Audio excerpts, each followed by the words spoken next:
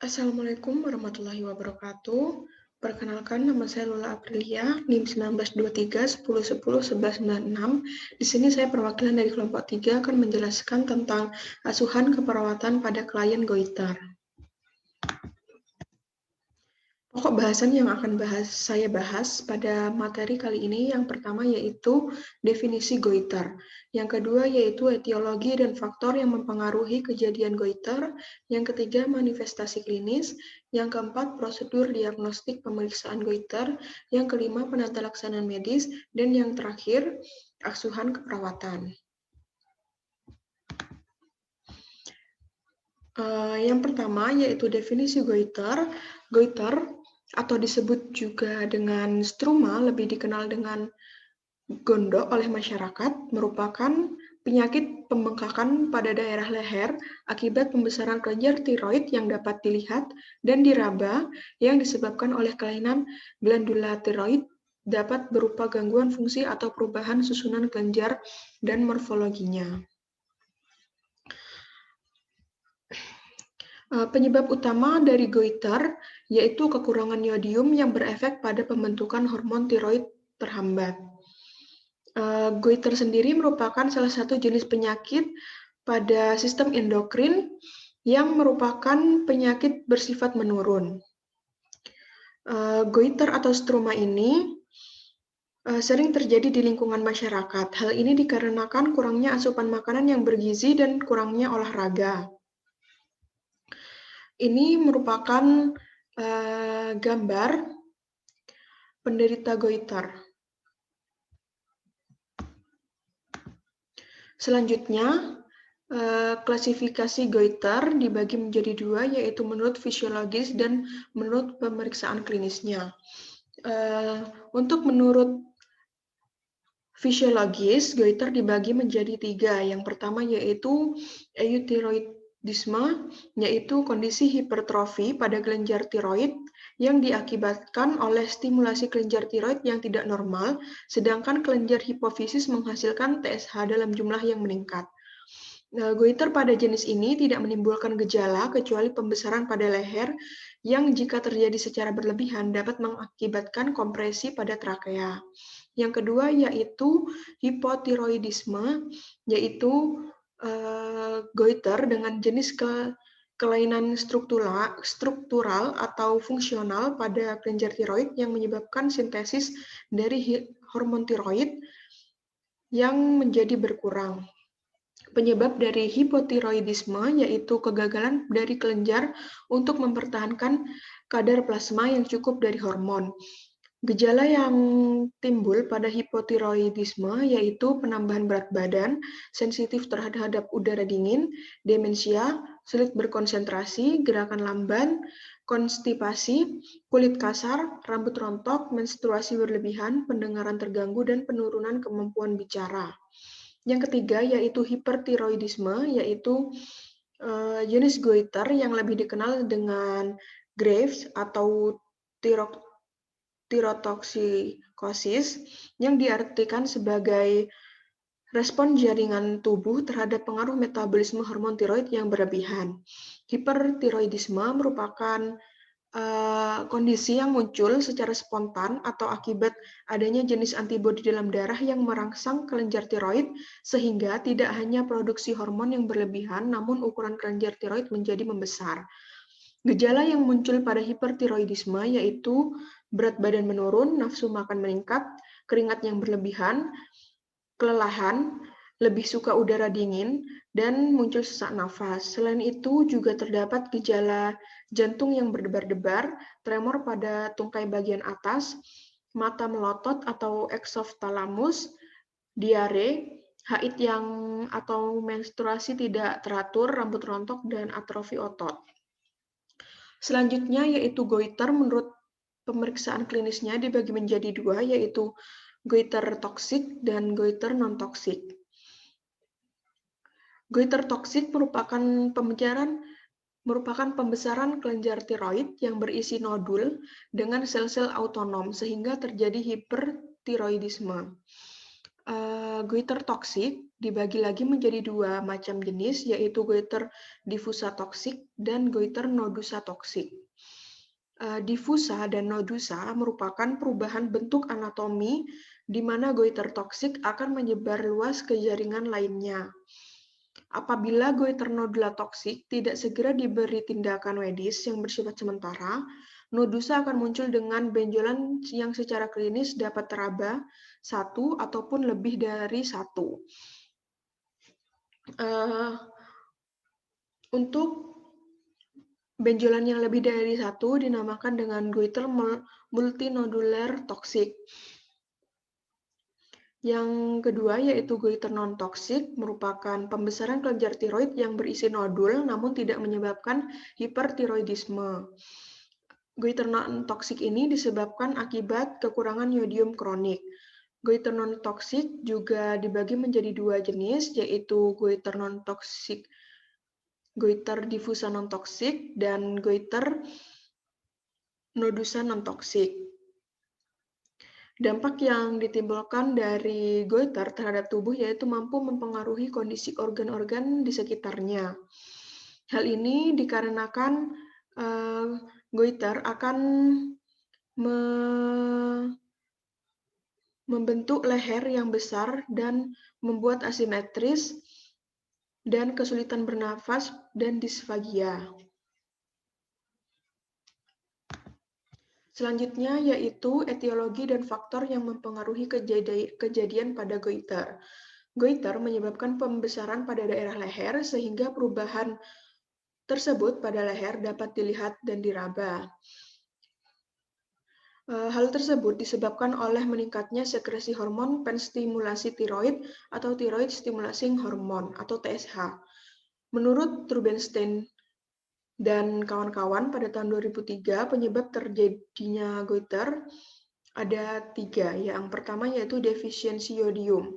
Goiter dapat disebabkan oleh defisiensi yodium, khususnya pada daerah yang merupakan kawasan endemik. Goiter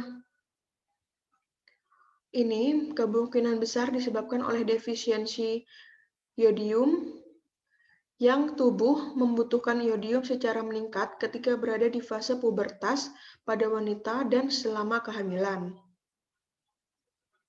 Yang kedua yaitu disebabkan oleh goitrogen. Goitrogen merupakan agen kimia yang memicu risiko pembesaran kelenjar tiroid atau perubahan fisiologis tiroid. Goitrogen ini dapat berupa zat alami ataupun obat-obatan. Contoh dari zat alami yaitu kubis, kembang kol, lobak karena mengandung goitrin. Contoh pada obat-obatan yaitu litium karbonat yang merupakan untuk pengobatan manik depresif yang merupakan goitrogen kuat karena dapat mempengaruhi produksi hormon tiroid. Yang ketiga yaitu kegagalan bawaan dalam hal sintesis hormon tiroid atau dishormonogenesis.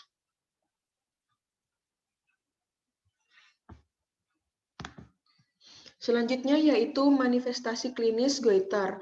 Menurut Tarwoto pada tahun 2012, tanda dan gejala yang muncul dari goiter antara lain adalah munculnya pembesaran kelenjar tiroid, yang kedua yaitu pembesaran kelenjar limfe, yang ketiga nyeri tekan pada kelenjar tiroid, yang keempat kesulitan menelan, yang kelima kesulitan bernafas, yang keenam kesulitan dalam berbicara dan gangguan body image. Hal ini disebabkan oleh perubahan bentuk leher yang menjadi lebih besar sehingga klien mengalami gangguan body image. Selanjutnya yaitu prosedur diagnostik pemeriksaan goiter. Menurut Darmayanti dan kawan-kawan pada tahun 2012, pemeriksaan yang dapat dilakukan untuk mendiagnosis adanya goiter ada 6. Yang pertama yaitu inspeksi. Proses pemeriksaan pada klien pertama kali dilakukan dengan pemeriksaan secara inspeksi. Klien berada di posisi duduk dan posisi kepala sedikit fleksi atau leher sedikit terbuka. Dan perawat berada di depan klien.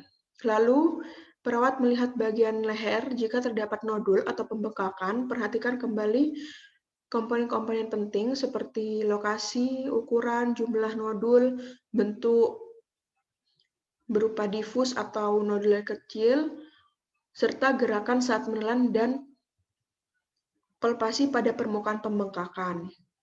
Yang kedua yaitu palpasi. Setelah melakukan inspeksi, perawat melakukan palpasi pada klien.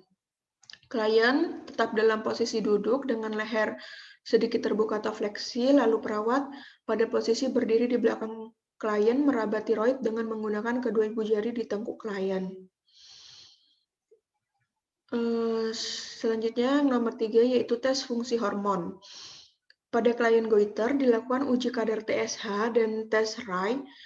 Kadar TSH plasma digunakan sebagai indikator fungsi tiroid. Apabila kadar TSH tinggi, maka klien tersebut mengalami hipotiroidisme. Sedangkan jika kadar TSH di bawah normal, maka klien tersebut mengalami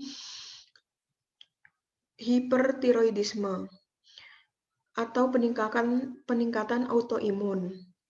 Kadar TSH diukur dengan asai radiomunometrik. Tes RAI atau ambilan yodium radioaktif digunakan untuk mengukur kemampuan kelenjar tiroid dalam menangkap dan mengubah yodida. Yang keempat yaitu ultrasonografi atau USG, yaitu merupakan salah satu pemeriksaan penunjang untuk diagnosis kasus goiter. Melalui USG dapat terlihat ukuran goiter yang memungkinkan untuk mengetahui adanya nodul atau tidak. Yang kelima yaitu CT scan. CT scan dilakukan untuk melihat apakah goiter telah menyumbat atau menekan trakea dan esofagus. Yang keenam yaitu CT scan atau scan tiroid. Pemeriksaan ini dilakukan dengan menyuntikkan sejumlah substansi radioaktif yaitu technetium 99M dan yodium 125 per yodium 131 ke dalam pembuluh darah. Lalu setengah jam kemudian, klien berbaring di bawah alat sensor berupa kamera selama beberapa menit. Hasil pemeriksaan dengan radioisotop adalah berupa ukuran, bentuk lokasi, dan yang terpenting adalah fungsi bagian-bagian tiroid. Ini merupakan gambaran dan juga hasil dari pemeriksaan. Nomor 2 merupakan gambaran pemeriksaan palpasi pada klien goiter. Untuk nomor 5 merupakan hasil pemeriksaan USG goiter. Nomor 4 merupakan hasil pemeriksaan CT scan goiter. Selanjutnya yaitu penata laksanaan medis. Penata laksanaan medis pada goiter dibagi menjadi dua, yaitu farmakologi dan non-farmakologi. Untuk penata laksanaan medis farmakologi, ada dua macam, yaitu pemberian tiroksin dan obat antitiroid tiroksin pada klien. Hal ini bertujuan untuk menyusutkan ukuran dari goiter, karena tiroksin dapat menekan hormon TSH untuk semakin rendah. Selain itu, hormon tiroksin atau T4 juga diberikan untuk mengatasi masalah hipotiroidisme yang muncul setelah tindakan operasi pengangkatan kelenjar tiroid. Untuk obat anti-tiroid atau tionamid digunakan untuk mengurangi jumlah produksi hormon tiroid pada klien hipertiroidisme atau kelebihan hormon tiroid dalam darah. Yang kedua yaitu yodium radioaktif, merupakan pemberian radiasi pada kelenjar tiroid melalui obat-obatan dengan dosis yang tinggi, sehingga menyebabkan ablasi pada kelenjar tiroid. Klien yang tidak ingin melakukan operasi untuk menghilangkan goiter dapat melakukan terapi ini sebagai solusinya, namun hanya 50% pengurangan yang terjadi. Terapi ini juga digunakan untuk klien post-operasi yang mengalami hipotiroidisme. Penata laksanaan medis yang kedua yaitu non-farmakologi, yaitu operasi pengangkatan kelenjar tiroid atau tiroidektomi.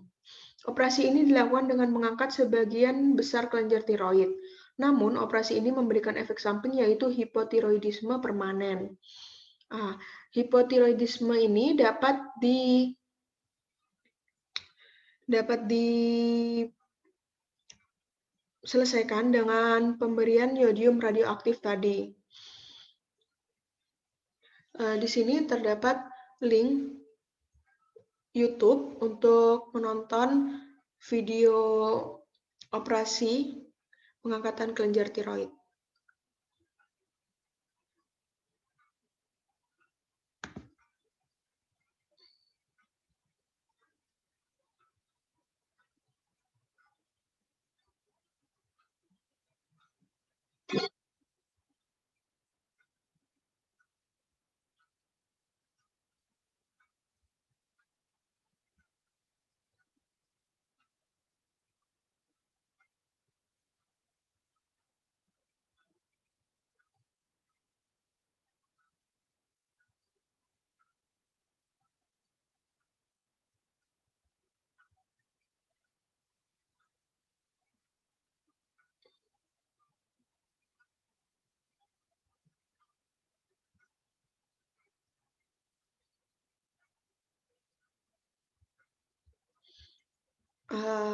Kalian dapat menonton sendiri untuk videonya karena saya akan cantumkan linknya. Selanjutnya yaitu asuhan keperawatan. Ilustrasi kasus yang saya ambil yaitu seorang pasien bernama Nyonya Z berusia 51 tahun dibawa ke Rumah Sakit Islam Siti Khadijah oleh keluarganya pada tanggal 10 Mei 2016. Datang dengan keluhan adanya benjolan yang muncul di leher. Klien merasakan nyeri di bagian leher sebelah kiri. Klien juga mengeluhkan nyeri muncul saat makan dan menelan. Skala rasa sakit nyeri adalah 4. Klien merasa cemas akibat benjolan yang semakin membesar. Hasil pemeriksaan fisik klien adalah tekanan darah 120/80 mm, nadi 80 kali per menit, suhu 36 derajat Celcius, dan frekuensi pernafasan 20 kali per menit. Dari hasil pemeriksaan foto ronsen leher pada 10 Mei 2016, didapatkan diagnosa klien yaitu struma atau goiter dan kemudian dilakukan tindakan operasi pengangkatan struma. Identitas pasien, nama Nyonya Z, umur 51 tahun, jenis kelamin perempuan, status menikah, agama Islam, pekerjaan ibu rumah tangga, pendidikan SD, alamat Dusun 1 Lambang, Kecamatan Sanga, suku atau bangsa Sumatera atau Indonesia, nomor MR 21 XXXX, tanggal masuk 10 Mei 2016. Riwayat kesehatan klien. Diagnosa medis yaitu goiter, keluhan utama adanya benjolan pada leher. Riwayat penyakit sekarang yaitu pasien mengeluh nyeri pada bagian leher sebelah kiri. Klien mengatakan nyeri muncul saat menelan dengan skala nyeri 4 dan lokasi di leher sebelah kiri. Riwayat penyakit dahulu yaitu klien pernah melakukan prosedur operasi usus buntu 9 tahun yang lalu. Riwayat penyakit keluarga yaitu klien mengatakan bahwasannya hanya dirinya yang menderita penyakit seperti ini dalam keluarganya. Selanjutnya yaitu pengkajian pola Gordon pada klien. Yang pertama, persepsi kesehatan dan pemeliharaan kesehatan pada klien. Klien menyatakan bahwa dirinya telah menerima kondisinya saat ini dan tetap berusaha untuk sembuh agar dapat berkumpul lagi dengan keluarganya. Pola nutrisi klien sebelum sakit, yaitu klien selalu makan 3 kali sehari dengan porsi yang cukup dan minum sebanyak 8 gelas per hari. Setelah klien mengalami sakit, klien tidak nafsu makan karena merasakan sakit saat menelan.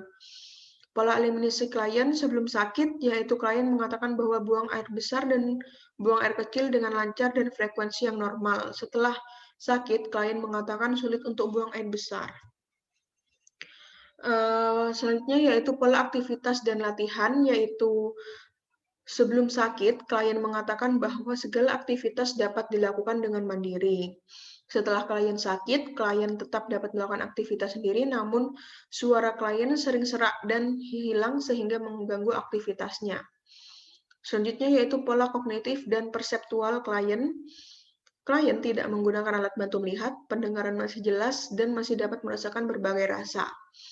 Selanjutnya yaitu pola persepsi diri, gambaran diri pada klien. Klien merasa khawatir dan takut dengan kondisinya. Ideal diri, klien ingin cepat sembuh dan berkumpul dengan keluarganya. Harga diri, klien tidak malu atas penyakitnya namun merasa tidak nyaman. Peran diri klien yaitu sebagai seorang ibu, identitas diri klien adalah seorang perempuan. Selanjutnya yaitu pola seksualitas dan reproduksi klien. Klien berjenis kelamin perempuan mengatakan mengalami menstruasi rutin setiap bulannya. Pola peran dan hubungan. Klien mengatakan bahwa hubungannya dengan keluarga sangat harmonis dan terjalin dengan baik, serta di lingkungan sekitar rumah klien, dirinya dapat bersosialisasi dengan baik. Selama di rumah sakit, keluarganya selalu menemani klien. Pola manajemen coping dan stres klien, keluarga selalu melalui keadaan ini dengan sabar dan tegar, dan selalu mengambil setiap keputusan bersama keluarganya. Sistem nilai dan keyakinan klien percaya dan yakin pada Allah Subhanahu wa Ta'ala. Klien selalu berdoa untuk diberi ketabahan dan menghadapi penyakitnya. Selanjutnya yaitu dilakukan pemeriksaan fisik head to toe. Yang pertama, keadaan umum klien, kesadaran komposmentis dengan GCS E4, M5, V5, tanda vital dapat dilihat sendiri seperti itu. Selanjutnya yaitu pengkajian fisik head to toe dengan inspeksi, palpasi, perkusi, dan auskultasi. Pertama, pada kepala, inspeksi bentuk kepala oval, kulit kepala cukup bersih, warna rambut hitam, jenis rambut lurus, rambut tersebar merata, tidak ditemukan benjolan pada tulang kepala klien. Untuk palpasi tidak ditemukan nyeri. Pada bagian mata, kedua mata simetris antara kanan dan kiri, ukuran pupil isokor, konjungtiva tidak anemis, sklera tidak ikterus, reaksi pada cahaya normal, fungsi penglihatan baik. Selanjutnya hidung, inspeksi pada hidung, bentuk hidung normal, tidak ada sekret, kebersihan hidung cukup, fungsi penciuman klien berfungsi dengan baik. Palpasi tidak ditemukan nyeri. Telinga, inspeksi pada telinga, simetris antara telinga kanan dan kiri, telinga klien dalam keadaan bersih atau tidak ada instrumen, ketajaman fungsi pendengaran baik. Palpasi pada telinga tidak ditemukan rasa nyeri. Selanjutnya, inspeksi mulut dan tenggorokan, warna bibir klien pucat, mukosa bibir kering, kebersihan lidah baik, gigi tidak ada karies, kebersihan mulut cukup. Yang keenam yaitu leher.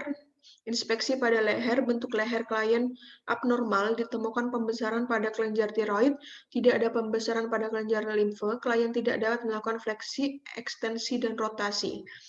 Palpasi pada leher, ditemukan pembengkakan pada bagian leher. Selanjutnya yaitu inspeksi pada dada, inspirasi dan ekspirasi klien cepat, sifat pernafasan klien, pernafasan perut, bentuk toraks, barelca sehingga udara terjebak akibat saluran pernafasan yang sempit. Ritme pernafasan normal, frekuensi pernafasan 24 kali per menit. Palpasi pada dada, tidak ada nyeri tekan, tidak ada pembengkakan. Perkusi pada dada, sonor. Auskultasi pada dada, suara nafas normal. Palpasi pada abdomen, tidak ada nyeri tekan. Perkusi pada abdomen, suara timpani. Inspeksi pada genitalia, tidak ada kelainan pada genitalia, kondisi genitalia bersih. Inspeksi pada ekstremitas atas dan bawah, simetris antara kanan dan kiri, pergerakan tidak terbatas. Palpasi pada ekstremitas atas dan bawah, tidak ditemukan edema ekstremitas, akral hangat. Selanjutnya yaitu inspeksi kulit dan kuku. Warna kulit sawo matang, tidak terdapat luka pada kulit, kulit lembab, kebersihan kuku cukup, palpasi pada kulit dan kuku, turgor kulit elastis. Selanjutnya yaitu analisa data dan masalah. Sebelum operasi,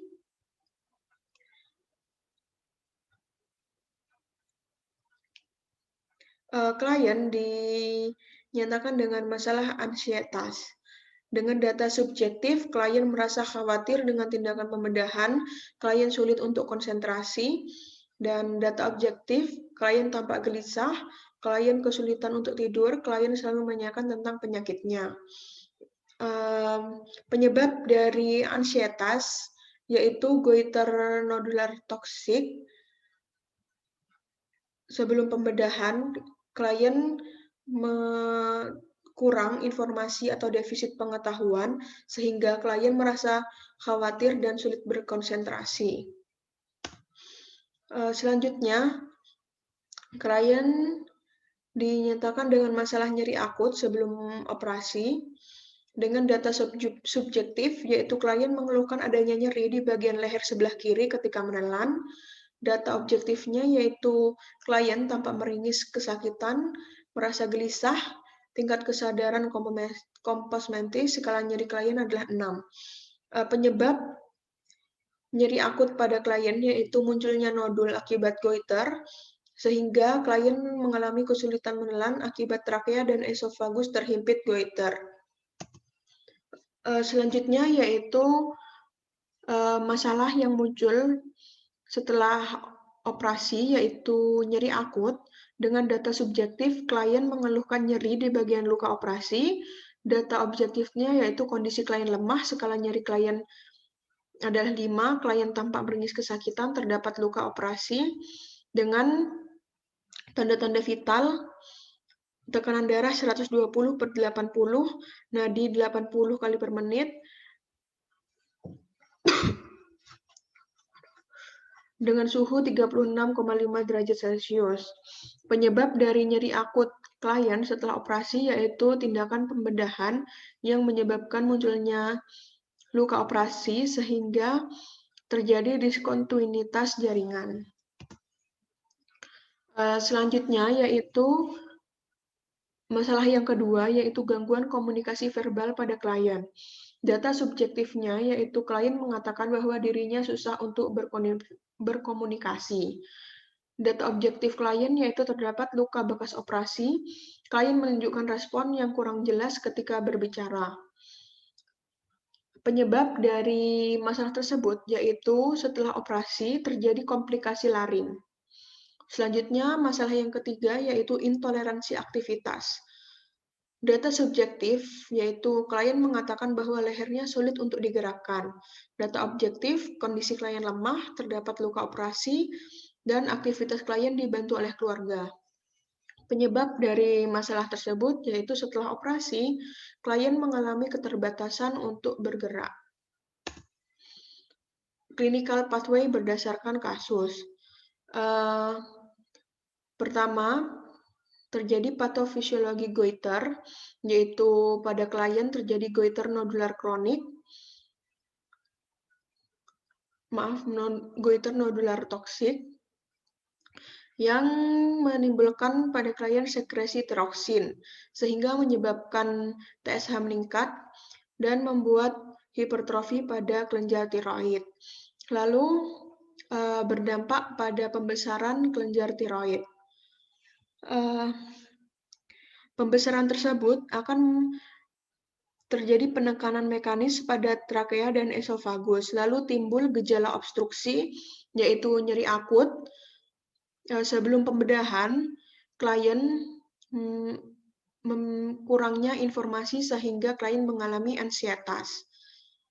Lalu dilakukan pembedahan pada kelenjar tiroid. Setelah dilakukan pembedahan, muncul luka operasi yang menyebabkan intoleransi aktivitas pada klien dan juga nyeri akut. Selain itu juga menyebabkan komplikasi pada laring dan menyebabkan gangguan komunikasi verbal. Selanjutnya, diagnosa keperawatan. Sebelum operasi, klien didiagnosa dengan nyeri akut berhubungan dengan agen pencedera fisiologis atau adanya obstruksi pada trakea dan esofagus. Nyeri terasa seketika kalau klien menelan dan jika dilihat dari raut wajah klien, skala nyeri 6. Yang kedua, klien didiagnosa dengan ansietas berhubungan dengan kurangnya terpapar informasi. Diketahui dengan klien kesulitan untuk tidur, tampak tegang, dan gelisah, serta klien mengatakan bahwa khawatir tentang proses pembedahan yang akan dijalani. Diagnosa setelah post-operasi yaitu klien didiagnosa dengan nyeri akut berhubungan dengan agen pencedera fisik, yaitu setelah melakukan prosedur operasi, dibuktikan dengan klien mengatakan rasa nyeri pada bagian luka operasi. Jika dilihat dari raut wajah klien, skala nyeri 5 dan nyeri yang dirasakan hilang muncul. Yang kedua, klien didiagnosa dengan intoleransi aktivitas berhubungan dengan imobilitas atau luka operasi pada bagian leher. Dibuktikan dengan klien mengatakan lehernya sulit untuk digerakkan dan aktivitas klien dibantu dengan anggota keluarga. Yang ketiga, yaitu klien didiagnosa dengan gangguan komunikasi verbal berhubungan dengan hambatan fisik, yaitu luka operasi pada bagian leher, dibuktikan dengan kurang jelas ketika berbicara. Selanjutnya, yaitu perencanaan tujuan dan kriteria hasil. Intervensi keperawatan pada klien sebelum operasi. Pada tanggal 11 Mei 2016, jam 1 siang, perawat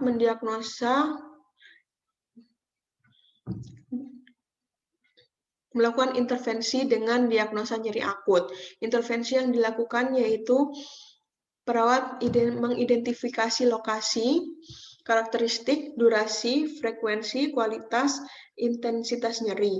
Yang kedua, perawat mengidentifikasi respon nyeri nonverbal.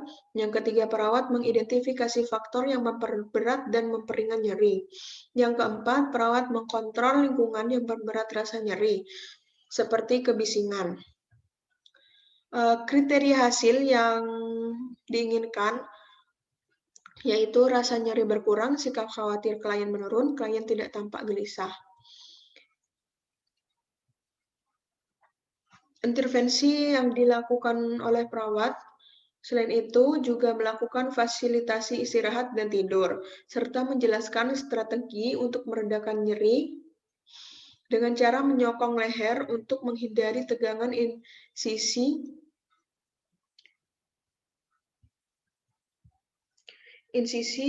ketika turun dari tempat tidur atau batu. Selanjutnya, pada tanggal 11 Mei 2016, pada jam 1:30 siang, klien melakukan intervensi dengan diagnosa ansietas.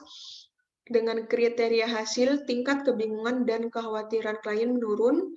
Yang kedua, yaitu sikap tegang dan gelisah klien berkurang. Intervensi yang dilakukan oleh perawat yaitu mengidentifikasi penurunan tingkat energi, ketidakmampuan berkonsentrasi, dan gejala yang mengganggu kemampuan kognitif. Yang kedua, yaitu perawat memonitor respon terhadap terapi relaksasi. Yang kedua, yaitu perawat menciptakan lingkungan yang tenang dan tanpa gangguan dengan pencahayaan dan suhu ruang yang nyaman.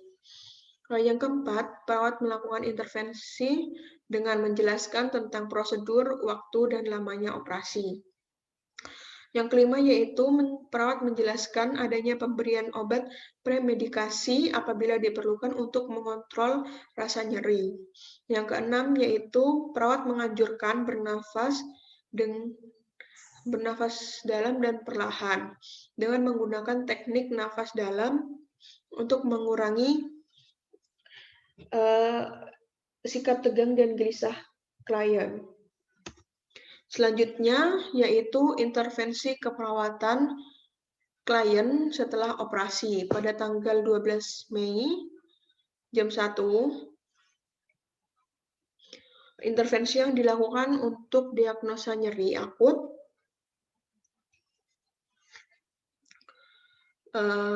dengan kriteria hasil rasa nyeri berkurang atau hilang, ekspresi wajah klien tenang, tidak tampak meringis atau gelisah.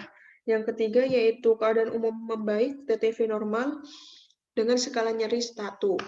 Intervensi yang dilakukan oleh perawat yaitu identifikasi lokasi, karakteristik, durasi, frekuensi, kualitas, intensitas nyeri, dan skala nyeri.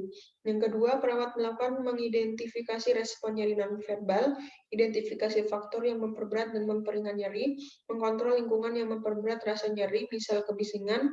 Yang kelima, perawat memfasilitasi istirahat dan jelaskan strategi untuk meredakan rasa nyeri. Selanjutnya, pada tanggal 12 Mei, di jam 1:30 siang, perawat mengintervensi klien dengan masalah intoleransi aktivitas. Dengan kriteria hasil, keadaan umum membaik, klien dapat melakukan aktivitas secara mandiri. Intervensi yang dilakukan oleh perawat yaitu mengidentifikasi kemampuan berpartisipasi dalam aktivitas tertentu. Yang kedua yaitu mengidentifikasi sumber daya untuk aktivitas yang diinginkan. Yang ketiga yaitu memonitor respon emosional klien, fisik, sosial, dan spiritual terhadap aktivitas. Yang keempat yaitu koordinasikan pemilihan aktivitas sesuai usia. Yang kelima yaitu fasilitasi aktivitas rutin sesuai kebutuhan, seperti mobilisasi. Selanjutnya yaitu perawat menganjurkan klien untuk terlibat dalam aktivitas kelompok atau terapi. Selanjutnya yaitu pada tanggal 12 Mei pada jam 2 siang, perawat melakukan intervensi dengan masalah gangguan komunikasi verbal. Dengan kriteria hasil, pasien tampak lebih sering untuk berkomunikasi. Intervensi yang dilakukan oleh perawat yaitu mengidentifikasi perilaku emosional dan fisik klien sebagai bentuk komunikasi. Yang kedua yaitu menggunakan metode komunikasi alternatif seperti bahasa isyarat. Yang ketiga yaitu menganjurkan klien untuk berbicara secara perlahan. Selanjutnya, mengevaluasi intervensi. Yang pertama pada tanggal 11 Mei pada jam 1 siang dengan diagnosa nyeri akut, evaluasi keperawatan,